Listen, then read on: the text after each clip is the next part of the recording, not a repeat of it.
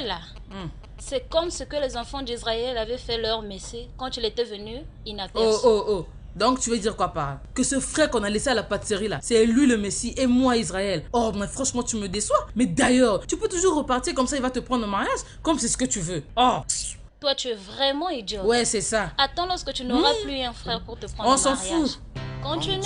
Et repars là-bas comme c'est ce que tu veux. Moi je ne veux pas de lui. Je chantais, ils disent tous que tout était bon, du premier jour jusqu'au 6e jour. Alors la chanson changea, il n'est pas bon que l'on soit seul. Où est l'homme? Shalom, pasteur. Dieu te bénisse. Prions le Seigneur.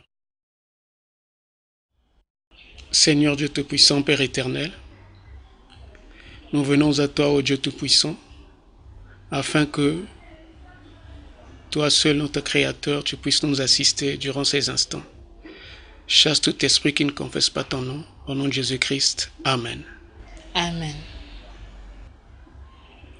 Bon, dernièrement, je vous ai reçu à tour de rôle. Quand vous êtes venu, moi, je voulais connaître un peu le fond du problème. Frère, vous avez la parole. Oui, pasteur, c'est même ça. Comme l'autre fois, j'étais passé vous voir sur la situation qui se passe chez moi à la maison avec mon épouse. Alors qu'il nous manque vraiment la paix à la maison. J'ai plus la tranquillité à la maison chez moi. La femme que vous voyez là, quand elle s'énerve, elle ne peut plus faire marche en arrière. Quand je la demande de s'arrêter de faire du bruit, c'est comme si j'allume encore le feu. Alors je comprends plus. Est-ce que je vis avec une femme à la maison ou avec un homme? Elle m'insulte de tous les noms, pasteur. Jusqu'à arriver à me dire que moi, son époux, qui l'a honoré, que je suis un chien. Pire encore, c'est elle qui a le dernier mot à la maison. Ok, frère, j'ai écouté. Bon, mes sœurs, que dis-tu par rapport à ce que ton mari vient de dire? Ah, pasteur, mon mari ment, pasteur. Je ne reconnais pas ce qu'il a dit. Ça ne peut pas être possible. Je ne peux pas avoir tant de méchanceté envers mon mari, pasteur. Je suis quand même une fille de Dieu, pasteur. Moi, comment il peut m'accuser de prendre toute autorité dans la maison? Donc j'ai oublié la parole? Ah, pasteur, c'est pas vrai. Je vous en prie, pasteur. Sœur, tu me rassures que ton mari ment? Bien sûr, pasteur, ce sont des mensonges. Tout ce qu'il dit, ce sont des mensonges. Mais finalement, je me sens dépaysé. Qui je vais écouter alors? Qui a raison et qui a tort? Frère, tu m'as dit que ta femme te traite de chien, non? Bien sûr, pasteur. C'est ce qu'elle me répète toutefois, à toute fois, c'est ce qu'elle me répète à la maison. Sœur, donc tu me rassures qu'à la maison il y a la paix? Bien sûr, pasteur. C'est juste que mon mari ne veut pas que je m'exprime à la maison. Dès que je dis quelque chose, pour lui, tout ce qui vient de moi est négatif. C'est ça le véritable problème. Je ne peux pas dire ce que je pense réellement. Je ne peux pas donner une seule idée. Je ne peux pas parler à la maison. La fois dernière, nous avons notre argent que la banque a promis nous payer. Et subitement, il a eu l'idée. Tout seul, il a pensé à ça. À confier notre argent chez la sœur Ruth.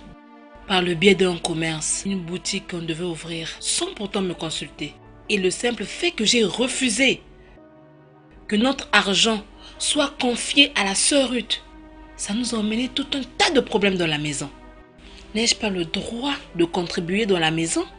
De m'exprimer, de dire ce que je pense sur une ou deux choses? Il a carrément refusé. Que lui, il a pensé à ça et ça doit se faire ainsi. Parce que c'est lui l'homme et que c'est lui qui doit prendre toutes les décisions dans la maison. C'est pas gentil. Et dès que j'essaie de forcer l'idée, c'est parti à la catastrophe. Voilà où en sommes-nous. Il est venu me réclamer chez vous comme si j'avais fait un grand péché. Juste le fait de m'exprimer dans la maison. Frère, j'ai compris que vraiment il y a un problème. C'est toi qui n'arrives pas à bien gérer ta femme.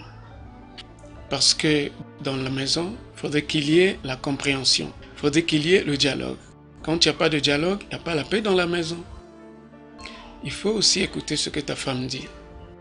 Tu comprends, non, frère? Essaie de rétablir la paix dans ta maison. Je ne veux plus écouter ces bêtises. Pour toi, ma soeur, la parole dit, femmes, soyez soumises à vos maris. Donc tu dois te soumettre à ton mari. C'est en faisant cela que tu seras dans le droit chemin. Pour toi, mon frère, la parole te dit, aimez vos femmes. Quand il n'y a pas l'amour, alors il y a le désordre dans la maison.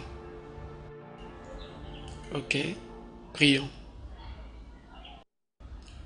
Seigneur Dieu Tout-Puissant, Père éternel, tu nous as assistés du début jusqu'à la fin, ô Dieu Tout-Puissant de notre causerie. Je veux que toi, l'auteur du mariage, que tu puisses rétablir la paix dans la maison de ce couple. Que l'harmonie revienne. Accompagne-leur aussi. Au nom de Jésus-Christ. Amen. Amen. Que le Seigneur vous accompagne. Merci, pasteur.